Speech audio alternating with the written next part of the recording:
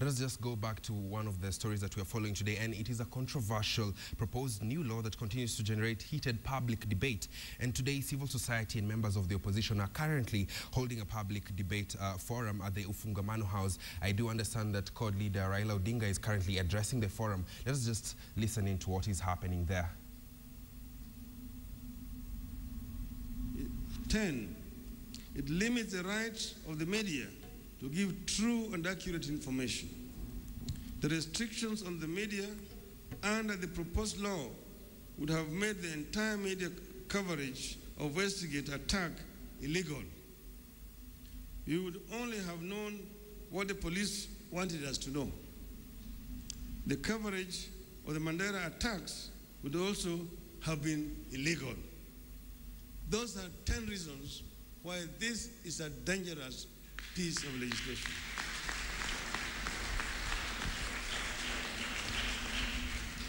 Wakati umefika sasa kwa Wakenya kusimama na kusema la. Must say no. Manake sheria ambayo imebuniwa ni sheria ya kiimla yenye madhumuni ya kukandamiza Wakenya na kutoa uhuru wa Kenya. Wakenya hawatakuwa na siri yoyote. Manake mapolisi wamepewa fursa ya kuingia mpaka ndani mvunguni ya nyumba yako na kuja kufanya msako na kuchukua chochote ambacho wanataka bila idhini ya mahakama. Vile wamepewa fursa ya kushika watu hovyo na kuweka kwa remand mpaka siku 180, yani miezi 6 kutoka wamewekwa ndani. Hiyo ni detention without trial. Na vile ulezwi utawekwa wapi? Utawekwa ndani ya police cell pale ambaye hakuna blanketi, hakuna chochote, imevaa kunguni tu kule. Hii ni sheria ambayo inakumbuka taasisi serikali kama ile ya Salazar kule Ureno au yule General Franco kule Hispania. Na udikteta huanza namna hii, alafu inamea pembe. Kwa hivyo ukiona Waswahili wanasema ukiona nyoka shika kigongo, na lenga kichwa ya nyoka. Kwa hivyo Wakenya mpaka wasimame imara.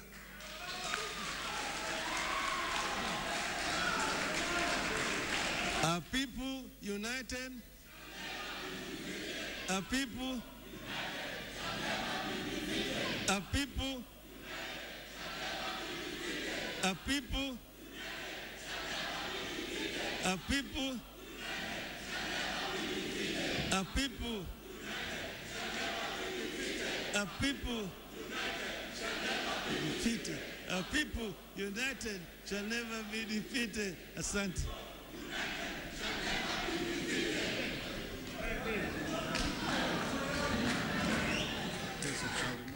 Yes.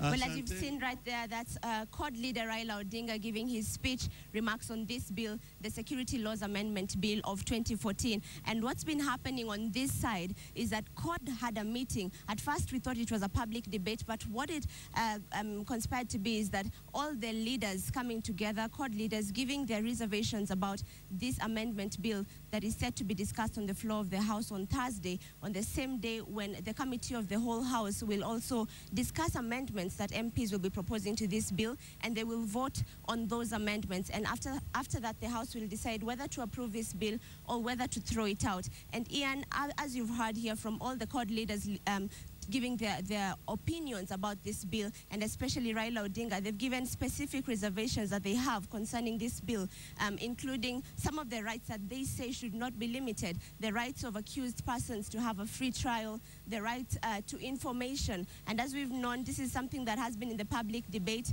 We're now waiting to see what the next step will be. And we've heard from Senator Orengo saying that they will go to court if this bill is passed as is. So will they uphold this threat or this promise to Kenyans, or will they propose recommendations on Thursday?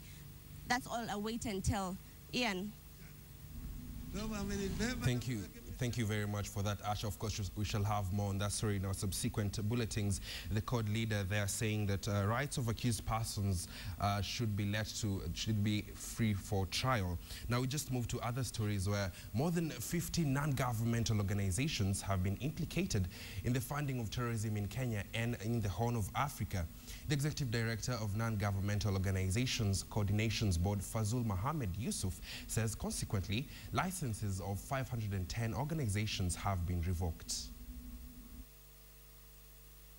We note that a few NGOs have continued to flout the law by engaging in illegal activities or by failing to comply with the compliance obligation.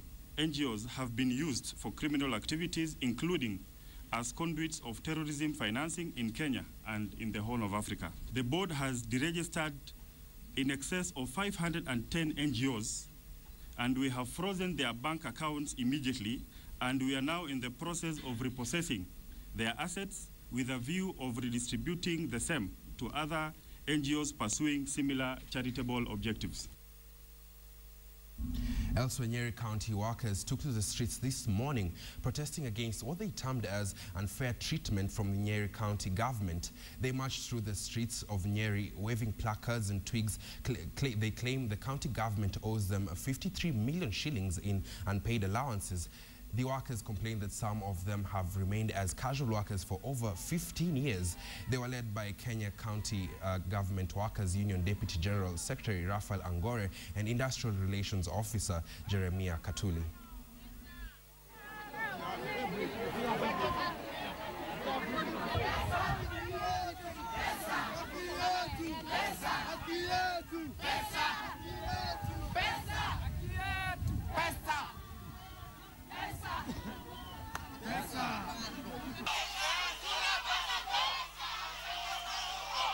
Katika CBA yetu, Collective Bargaining Agreement, yenye ambayo tuko nayo, ambayo tulisign pamoja na ALGE, mkikumbuka kwamba county government ziliingia wakati sisi tulikuwa tuko. Hiyo CBA inatupatia nafasi kwamba mtu anapoenda live, anapotangulia kwenda live, alipwe pesa ya kwenda likizo. Kwa muda yule casual mwenye ameajiriwa muda mfupi zaidi ni mwaka mmoja. Kuna wengine ni miaka 6, miaka 10 na wengine hata ni miaka 15 years. Kwa hivyo unaona vile casuals ambao wametumika vibaya katika hapo. Na sisi tuna demand casuals hao waajiriwe mara moja. From Nyeri, we move to Kitengela, where hundreds of motorists in the area were arrested last evening for failing to wear their safety belts. The licenses of those who were arrested were confiscated. Offenders had to pay a cash bail of 500 shillings and will appear at Mavoko Locos today. The operation carried out by the National Transport and Safety Authority aims to promote road safety during this festive season.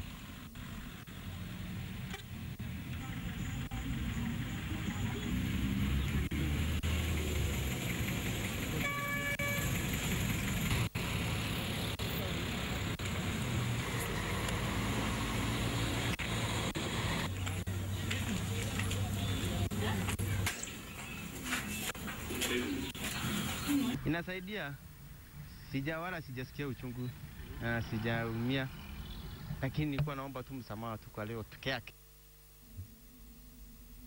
And Christmas came early for pastoralists in Samburu Central after they received a gift of 128 gala bucks and 22 Sahiwal bulls. The provision of the high-bred cattle is intended to improve the quality of meat and milk production as well as interbreeding with the local breeds.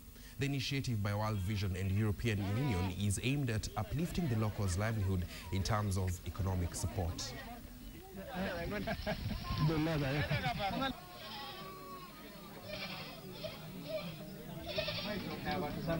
Kwenda upande ule mwingine wa ng'ombe ili tuweze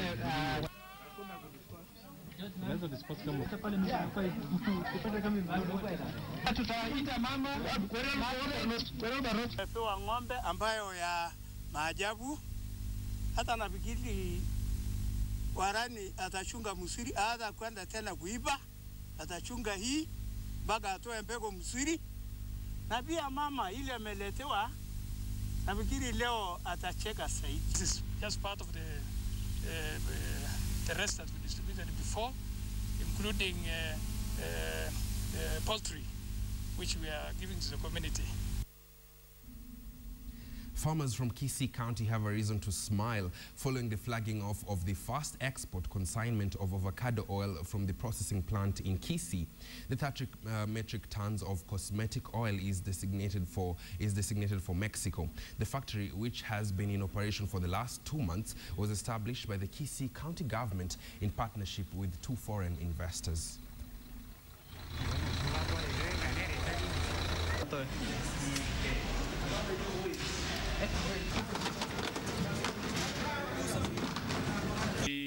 In agriculture, the only way that you can actually transform agriculture in a county like ours, where the land sizes are diminishing, where the population is growing exponentially, is only through the value chain development. Launching here this avocado oil processing factory. This is the first factory in Kisii County, and second factory in Kenya, and third factory in all Africa. We are processing 80,000 kg avocado a day, means 80 tons a day. At the moment, we making cosmetic oil all for export, and not for individuals. Soon we're gonna go make edible oil as well for in better condition, and we're gonna make it animal feed. Let's now move to a story that has captured a lot of attention internationally. As law enforcement investigates the Sydney hostage siege, CNN's Laurie Siegel takes a look at the footprints left on the internet by Haron Moniz, the man said to be responsible. It includes a haunting look at the last message on his website. Dear Muslims in Australia, may God bless you that you have chosen Team Islam. A tweet from man Haron Moniz just 4 days before he took Australians hostage in a chocolate shop. A crime committed by someone whose views are well documented, an extremist with an established social media footprint. Nearly 13,000 likes on his Facebook page, a vehicle for gaining support. It's been taken down, but pages deleted from the internet often leave a trace. For example, his website. It's now removed, but was once a forum for expressing hate against America and its allies. He posted a letter he'd sent to Australia's Prime Minister requesting a debate on the country's role in the war in Afghanistan. On Twitter, similar messages. Shame on those racist and terrorist Australians who support the governments of America. No stranger to media, he posted YouTube videos from his previous brush with the law, appearing in court in 2013 after sending messages to the families of fallen soldiers, condemning their actions overseas. I want to send 237 baskets of flowers attached with 237 letters. His last tweet linked to his website with a haunting message posted the day of the attack. If we stay silent towards the criminals, we cannot have a peaceful society. The more you fight with crime, the more peaceful you are. We are taking a short break, but don't go too far. We'll be back with the business and sports. Stay tuned.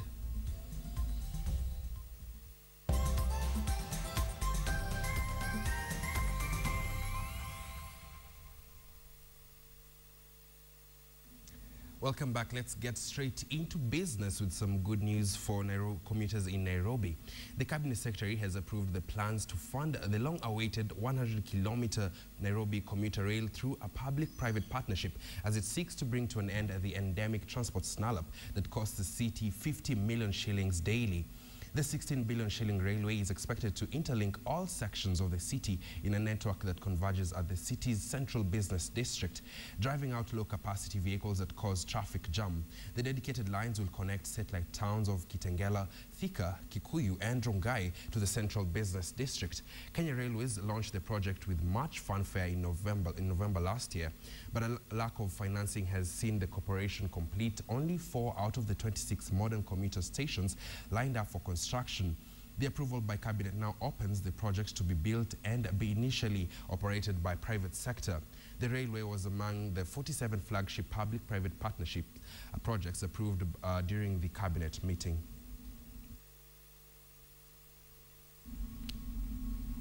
Elsewhere, in the next 1 year, Kenya Coach Industries, KCI, will invest 500 million shillings in a new showroom and a bus body facility in Nairobi.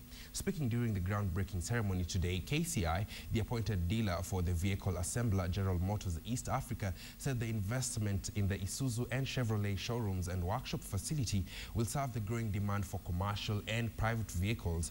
It also seeks to deepen KCI's presence in the local regional market by serving an expanding customer base.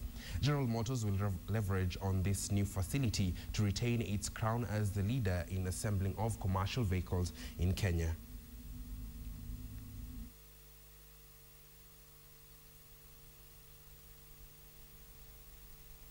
Our intention is to have a state-of-the-art facility with all the modern facilities incorporated to have the customer have a better and a more memorable and a lasting experience.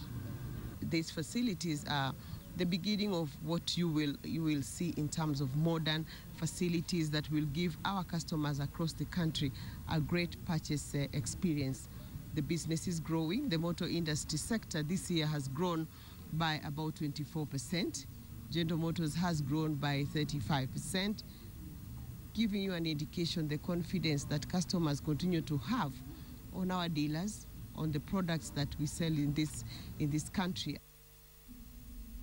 And the advent of the county system and the shortage of affordable housing units in the country's cities is fueling boom in rural and peri-urban housing.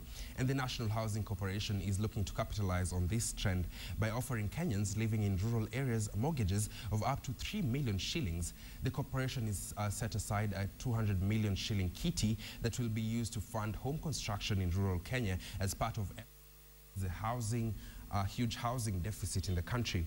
The corporation will charge an interest of 13%, which is much less than the current market average of 16.3%, with the funds limited to 50% of the estimated cost of the proposed house. The loans will be repayable in maximum of 10 years, during which the property will be held as security. The high cost of construction and expensive cost of finance has made delivery of affordable housing a challenge to the majority of low and middle income earners.